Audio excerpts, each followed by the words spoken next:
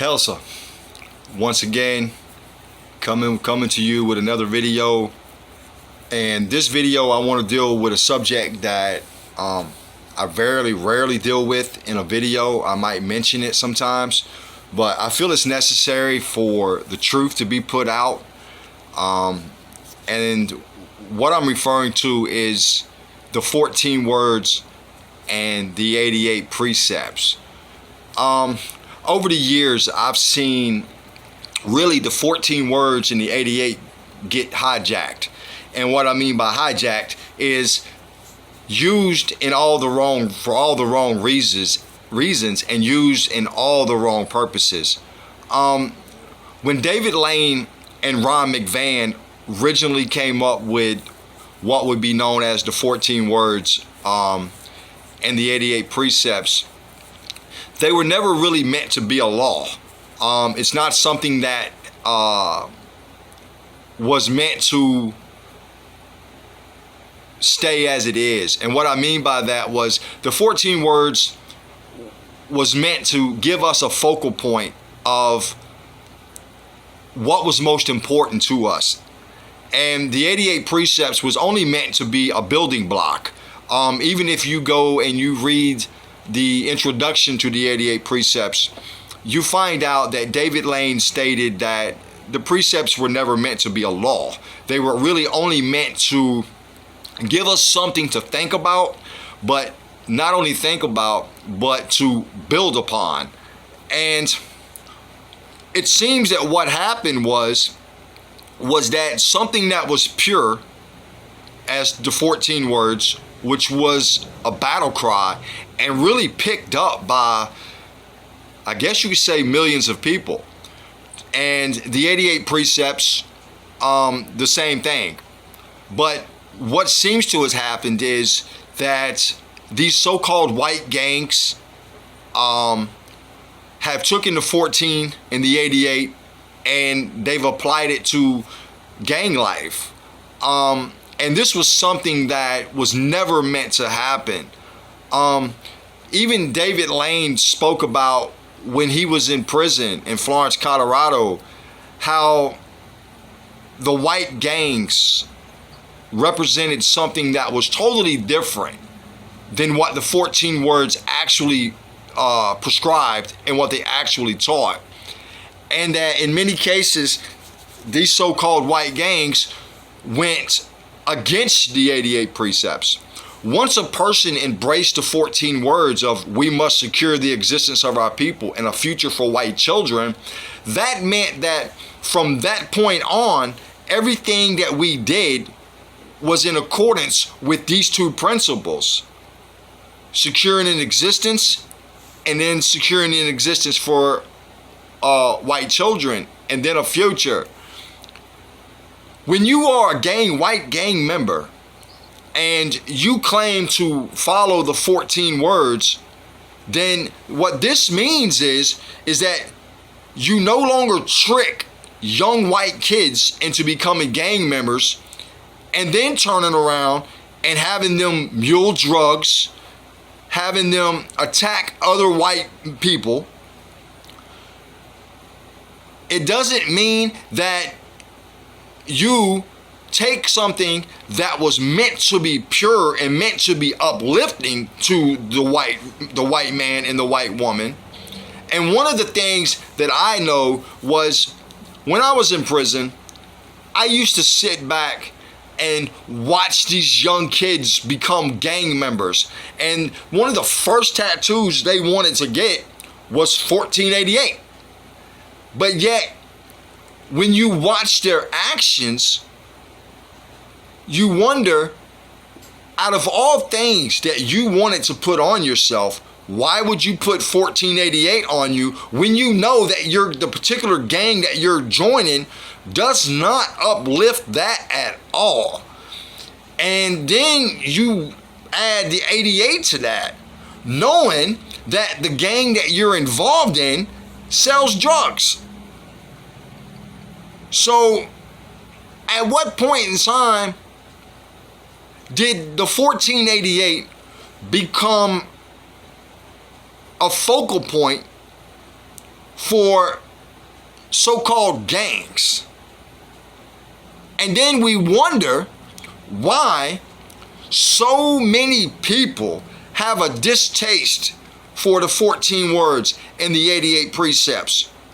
Mainly their distaste comes from the people who are using it, and they're using it for all the wrong reasons, and they're not representing what it is that these two things represent. So then for the brothers and the sisters who truly follow the 14 words and evolves them, and who truly follows the 88 precepts and evolves them, they spend more of their time having to deal with the BS that's being presented from these other groups, that in many cases they literally spend more time having to defend it than they do live it. And I know that this video will piss a lot of people off, and then there'll be a lot of people who will say, oh, well, not all white gangs do, brother, what you're claiming they do. Maybe not. But in my 50 years on this earth, and in my almost 28 years in prison, I have yet to see one. What I see is white gangs fighting each other, meaning white versus white. And if you read the 88 precepts, you understand that in those, it speaks totally against this type of action. Whites should never be fighting whites. We actually shouldn't be fighting anybody if there's not a necessity for it. But I sat back for many years and watched white gangs fight white gangs. Literally murder each other. But yet, when it was time to maybe having to do battle against another group that wasn't white or another race that wasn't white, all of a sudden we have a no hands-on policy. Now we have to go talk about it. And it makes me wonder, did David Lane die so that the 14 words, did he sacrifice his life? Did Ron McVan sacrifice everything he's had? Even the physical attacks that's been brought against him? Did they do all this for us to take something that they gave us and turn it into gang initiation? I have literally heard people say, brother, when you become a gang member with us, you got to earn that 14 words. And then the next thing you know, they put a knife in this young kid's hand and send him at somebody. How did he earn the 14 words? How did he spilling somebody's blood earn the 14 words? The 14 words isn't a gang cry. It's not a gang patch. Oh, brother, you got to earn your 88. How does he earn his 88? Because if you're a gang member and your gang is participating in anything that goes against the 14 words in the 88 precepts, please explain to me how that individual just earned his 88. If you're a gang member and you're selling drugs and you have 1488 tattooed on you and you claim to live that, congratulations. According to the 88th precept, if you are selling drugs, you are committing treason against your own race. If you're prostituting white women, or you're even involved in that in any shape, form, or fashion, if any of your members are allowed to do drugs, because I've often heard it stated, well, we try to have a no drug policy, but it's really hard for us to stop our members. So you turned a blind eye to it. Congratulations, you're committing treason. And as I said, I know this video will piss a lot of people off, and I really don't care. Because there's those of us who follow the 14 words, who follow the 88 precepts, and we build upon this stuff. We live it. We build upon it. We don't propagate hatred against other races. Please read the 27th precept and you will find out. that the 14 words in the 88 precepts, they're not about hatred. They're not about hate of other races. What we do hate is those people who go against what these two things stand for. This is what we hate. We take care of our families. We raise our children. And we raise them to be productive. The 1488 is not something that we tag at the end of a post. Matter of fact, most true people who follow the 14 and the 88 will never tag that at the end of the post, because we're not black gang members. We don't tag everything. We're not white gang members. We don't tag everything. It's something that is lived. And a man greater than half of us put together gave us that in hopes that it would change us, not make us go back to what we were. Am I attacking all gangs, white gangs? No, I'm not. But what I am saying is I see a lot of people on Facebook posting or tagging up in a comment 1488 in reference to another gang, when you know that that gang right there represents everything that we stand against. We don't need to make these people feel like what they're doing is okay. Because the 14 words in the 88 precepts, there have been men and women who have died to uphold that. And when you take something that was so pure and you mix it with criminal activity and criminal thinking, and you turn this stuff into something that deals with a gang, then this alone is unworthy of people like David Lane and Ron McVan to have their names linked with this trash. And when you take our signs and our symbols, when you take the Swazi and you mix this with other things, you take a symbol that is so old and ancient to our ancestors,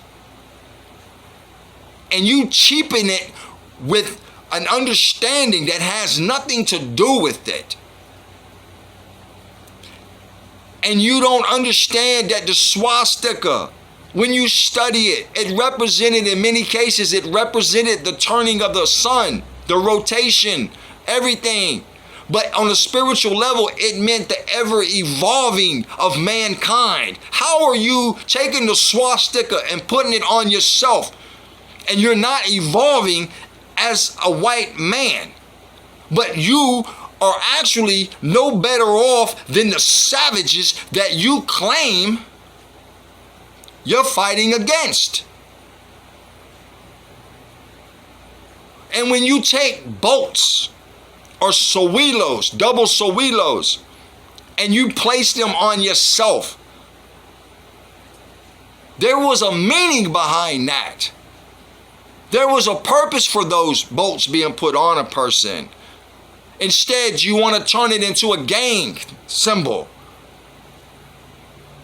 Learn the true history of this, so that way you can better yourself and have a better understanding of what it is you're doing. And I'm just going to be blunt, what it is you're doing to our race.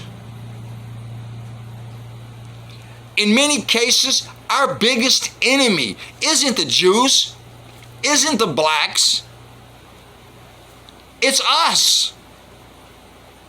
Because we've been given tools to elevate ourselves with and to uplift our people.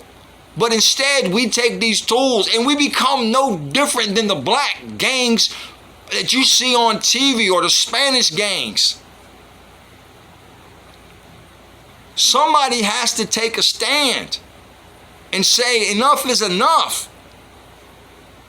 I'm definitely not going to mention no names of these gangs, because God help me if I did, I'd be labeled a snitch or something else. But we know what's going on. There comes a point in time where we have to grow up as men, women, and get away from this childish, gang banging, prison yard mentality. And the majority of the people that I see doing this are people who have been in prison, so I understand where the mentality comes from. Odinism, Wotanism, Asatru, these aren't race-hating groups. This isn't a race-hate-based religion. Am I saying that we should love and become universalists? Absolutely not. But at some point in time, if we want our way of life to evolve, we've got to evolve with it. Because I'm going to give you a truth that many of you don't understand. While you sit back and you praise your whiteness, remember something. You didn't have a choice in how you were created. You just happened to be born in a race that has produced a lot of good on this planet. But that alone does not give you the right to turn around and hate another race. Because let me be honest with you, for every white man and white woman that don't take care of their business when it comes to the 14 words in the 88 precepts, don't want to take care of your kids, don't want to do what you're supposed to do, think about this. There's other races that are in some cases doing it better than you're doing it. So I'll end the video. I hope we learn something. And let's truly uphold the 14 words in the 88 precepts. Because as the Havamal states, cattle die, kinsmen die. The one thing I know that never dies is a man's reputation. And David Lane and Ron McVan had an excellent reputation. They still do, because they handed us two tools that if we would apply them and evolve them properly, white gangs would no longer fight against each other for drug trade. White gangs would unite and become one with those who follow the 14 words in the 88 precepts. But we have to eliminate that gang-banging prison yard mentality. With that, Helsa, and I hope I said something that creates a spark that makes us grow and become better people. Helsa, and as always, hold that heathen hammer high and fuck their world.